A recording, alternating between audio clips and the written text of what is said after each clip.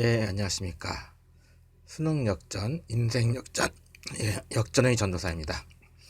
12시가 넘어서 좀 촬영을 하니까 조금 오기 잠겼는데, 예, 좀 이해해 주시기 바랍니다. 오늘 들려드릴 이야기는요, 우리가 지금은 그 학생들에게 그 점심 때, 무료로 이제 급식을 주지만, 예전에 이제 그전에는 학생들이 도시락을 가지고 왔었습니다. 도시락을 그 가지고 다니는 세대들은 다 공감을 할 거예요. 그 도시락을 가지고 다니는데 간혹 그 집이 너무 어려워서 도시락을 못 사오는 친구들이 있을 수 있어요. 제 경험에도 초등학교 때도 그런 친구 하나 있어서 우리가 도시락을 대신 싸우든지 아니면 빵이나 뭐 이런 걸 사다 주고 그 친구가 이제 점심 끼니를 때우게 하고 오후에 공부를 하고 그랬던 기억이 나거든요. 오늘 들려드릴 이야기는 제 고등학교 동창생 중에 한 친구입니다. 이 친구는 그 얼마나 집이 가난했던지 점심 때 도시락을 싸우질 못했던 그 유일한 친구였어요. 예, 그 친구가 이제 그 도시락을 못 싸우면 이제 오후 공부를 한다는 게 좀 말이 안 되잖아요. 그 친구 나름대로 점심을 때우는 그 스킬이 하나 있습니다. 예, 이 친구는 어떻게 하냐면은 도시락을 못 샀으니까 점심 그 종이 땡 울리자마자 매점으로 달려갑니다. 예, 매점으로 달려가서 그 친구도 아는 친구들이 와서 이제 빵을 사 먹거나 그럴 거 아니에요. 그러면 이제 아는 사람 얼굴이 딱 보이면 걔가 빵을 딱 샀을 때 처음에 그 한 조각을 딱 거의 이거는 그 강제입니다. 예, 무슨 세금 내듯이 한 조각을 딱 띄어 먹습니다.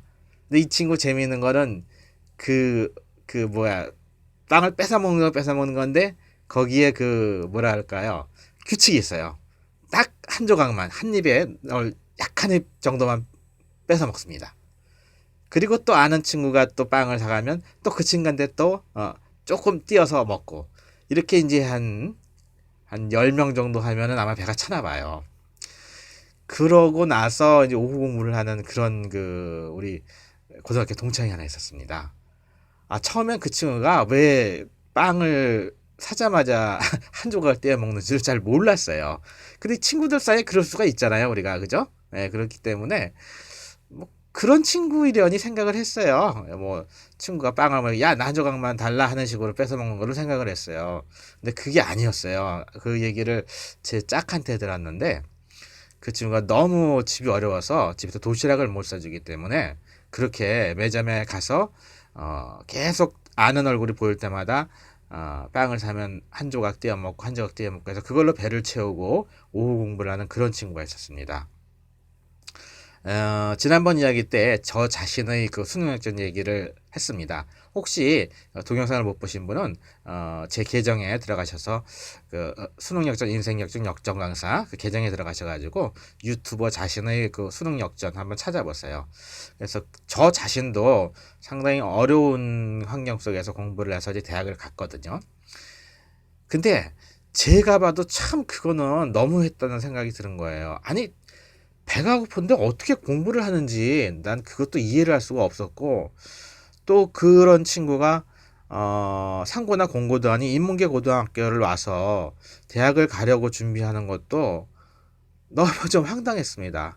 어떻게 보면 나쁜 생각이죠. 저도 가난해가지고 정말 고생하는 사람인데 나보다 조금 더 가난하다고 그런 생각을 한다는 것이 그 친구한테는 미안했을지 모르지만 정말 상식적으로 너무 어려운 친구가 이렇게 그런 그 학교 생활을 하는 거 보니까 너무 그렇게 옆에서 힘들면요 보는 사람도 끔찍합니다 거의. 예. 그래서 이제 그런 심정이었어요. 그래서 그때 그 친구가 들으면 굉장히 화가 날 생각이지만 야, 저 친구는 좀 대학을 안 가고 어떻게 먹고 사는 문제를 해결해야 되지 않나 그런 생각을 했습니다. 건방진 얘기죠. 하지만 옆에서 보는 모습이 너무 끔찍했기 때문에. 네, 그래서 이제 저희가 이제 3학년이 됐어요. 저도 이제 시험을 보고, 그 친구도 시험을 보고.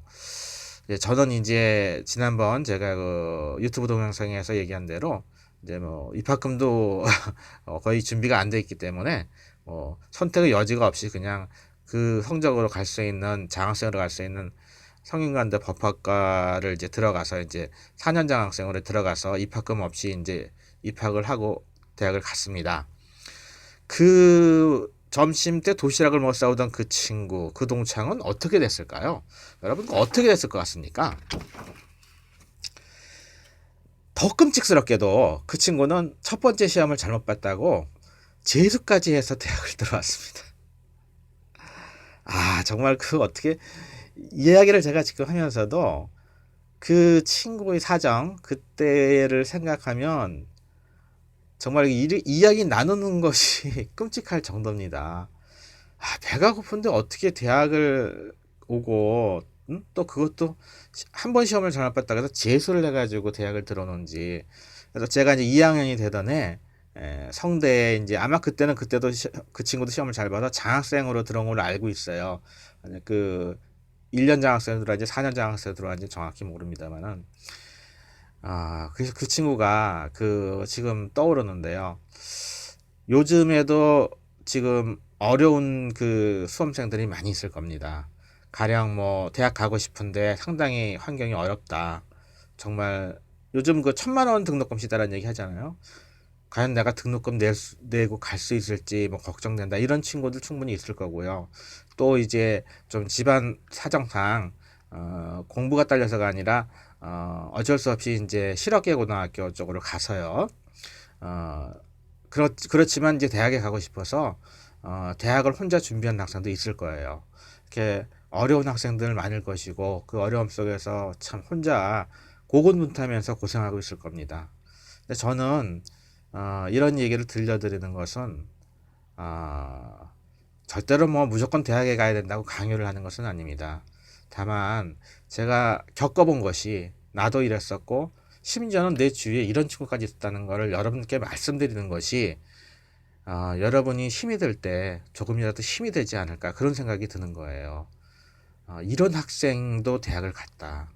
또 더군다나 첫 번째 시험을 잘 봤다고 해서 재수까지 해서 대학을 갔다. 여러분 여러분 중에 일부 지금 재수하거나 경우에 따라서 삼수하시는 분도 있을 거고요. 내일 모레가 하루가 넘어갔으니까 내일이 수능이네요.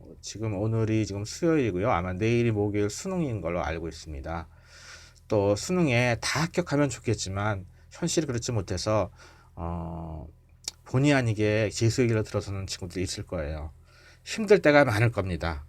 일단 재수를 한다는 생각 자체도 힘들 겁니다. 그 생각하는 것 자체도 아마 고통스럽고 힘들 수 있어요. 그럴 때마다 이 생각 해보십시오. 유튜버 어떤 선생님이 얘기하는데 점심을 싸울 수 없는 친구가 공부를 해서 대학을 가더라. 그것도 그 첫 번째 시험 잘못 봤다고 해서 재수까지 해서 대학을 가더라. 그런데 그 사람이 대학을 정말 가더라. 이야기 기억하시고요. 어려울 때마다 좀 힘을 내시기를 부탁드립니다. 전에 우리 국사 선생님께서 고등학교 때 국사 선생님께서 이런 이야기를 해주신 적이 있어요. 본인이 서울대학을 가려다 떨어졌어요, 첫 해. 그래서 이제 재수를 해서 대학을 들어갔거든요. 근데 너무 힘들고 그 과정에 어려운 일도 많았고 자기가 이렇게 변하더래요. 성격도 변하고 정신 상태도 변하고 조금 이제 좀 반항기가 있을 그 청소년기니까 좀 깡패같이도 좀 변하고 그래서 그렇게 힘들었던 재수 시절 얘기를 간혹 해주시곤 했어요. 그 얘기는 이제 재미있는 얘기들 좀 많이 있는데 그건 다음 기회에 말씀드리고 그런 얘기를 본인의 얘기를 하시면서 그 선생님께서 이제 재수해가지고 이제 다음에는 서울대 사범대학에 들어가셨어요. 근데 그분이 이런 얘기를 하셨어요. 혹시 너희들 중에 첫 번째 시험이 안 돼가지고 재수를 하는 학생들이 있으면 내가 겪었던 것만큼 너희들도 힘들 거다. 또 더 힘들지 모른다. 그럴 때 프로권투 있죠, 여러분들. 복싱. 프로권투는 좀 아마권투 같지 않고 보호장구도 장착하지 않고 가서 보면 막 그냥 막 주고받고 이렇게 주먹을 주고받고 하다 보면 이렇게 상처도 나고 눈가에서 찢어져서 피도 흘리게 되고 이렇지 않습니까? 그 프로복싱 한번 가서 봐라. 10회전 이상 하는 거. 그 프로권투 선수들이 오직 그 권투로 승리하겠다는, 성공하겠다는 그 일념 하나로 그렇게 그야말로 다른 스포츠도 아니고 권투는 헝글리, 그죠? 헝글리 스포츠죠, 진짜. 그래서 그렇게 그 얻어맞아서 피를 흘리면서도 그렇게 싸우고 링 위에서 어떻게든 그 출세하려고 하는 그 모습을 보면 최소한 나는 힘이 든다고 해도 그 정도는 아니지 않은가 하면서 위안을 받을 수 있다고 그렇게 말씀을 해 주시더라고요. 그 말씀도 옳았던 것 같아요. 왜냐하면 제가 지금 거의 30년도 더 지난 것을 지금 기억을 하니까는요. 그리고 저는 이제 저 나름대로의 어려울 때마다 그것을 극복하는 방법이 있습니다. 다른 것보다 이제 드라마나 영화나 이런 그 영상, 그죠? 시각적인 것들, 시청각적인 것들, 영상을 활용하는 방법인데요. 많이 도움이 되는 것 같아요. 저는 그 힘들 때 유튜브 같은 데서 여러분 그 유튜브에 검색을 이렇게 쳐보세요. 마지막 전선야곡 그렇게 치시면은 고지전이라는 그 한국 영화가 있습니다. 6.25 농난을 전후해서 찍은 그 배경으로 한 영화. 거기에서 마지막 장면이 나와요. 그것이 마지막 전선야곡인데요. 어, 12시간이 지나면 휴전이 된답니다. 그런데 휴전되기 12시간 전에 상부에서 명령이 내려옵니다. 부대에. 그 바로 이제 휴전이 될 곳 바로 앞이죠. 전략상으로 중요하니까 인민군이 지금 차지하고 있는 저 고지를 점령해라. 또 반대편에 인민군에는 반드시 국방군들이 여기를 쳐들어올 테니까 목숨을 걸고 사수해라라는 명령이 떨어집니다. 예, 휴전이 12시간 앞으로 다가왔는데 그들은 모두 죽을 줄도 모르는 그 전투를 하게 돼요. 군인이란 게 어쩔 수 없잖아요. 그래서 마지막 전선야곡에 보면 여러분 그 다 보시면 아시겠지만 안개가 이렇게 싹 낍니다. 그 안개가 계속 껴있으면 12시간 동안 계속되면 이제 전쟁은 안 하는 겁니다. 근데 안개가 싹 껴있는데 조그맣게 그 살벌한 분위기 가운데서 전선야곡을 누군가 불러요. 전선야곡이라는 게 그 예전에 그 가요거든요. 그 군인들을 위로하던. 들어보시면 압니다. 그 전선야곡을 부르니까 그 군인 중에 한 명이 어떤 새끼야 소리를 지릅니다. 어떤 새끼가 노래 불래 그렇습니다. 그러니까 앞에 있던 신하균 씨가 신하균 군인이죠. 그 속에서 아니야 그러더니 적이야 그러는 거예요. 예, 자기들 앞에 있는 적이 전선야곡이라는 노래를 부르고 있는 겁니다. 그 소리가 들리는 거예요. 그러니까 막 그 나이 어린 병사들은 막 웁니다. 너무 기가 막혀서. 그리고 그 마지막 전투를 준비하고 있는 국군들도 그 노래를 따라 부르면서 눈물을 흘려요. 예. 그런 그 시대의 그 젊은이들, 그 젊은이들이 결코 나이가 많은 게 아니에요. 20대 초반에서 적은 나이는 17, 18, 19 학생들도 학도 의영군이라는 이름으로 자진해 가거나 경우에 따라 징집대 갔거든요. 그 여러분과 그 수험생 여러분과 별로 나이 차이가 나지 않는 그런 그 군인들이 6.25라는 그 민족 상잔의 비극 속에서 그야말로 나라를 구한다는 그런 어떤 대의명분 아래 그렇게 끔찍한 시간을 보내고 그러한 장면들이 그 마지막 전선야곡이라고 치시면 유튜브 동영상에 나올 거예요. 한국 영화 고지전에 나오는 마지막 장면입니다. 저는 그 영상을 봅니다.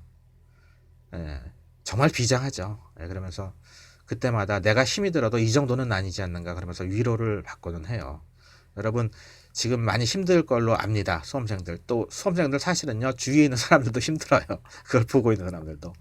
예, 우리가 지금 어려울 때마다 자기 혼자 어려운 상황이 아니라는 거 꼭 잊지 마시고 또 그 어려움을 이겨냈던 선배들 얘기 참고하시면서 그 어려움 이기시고 여러분들 꿈 꼭 이루시기 바랍니다. 예, 다음에 또 더 좋은 이야기 들려드리겠습니다.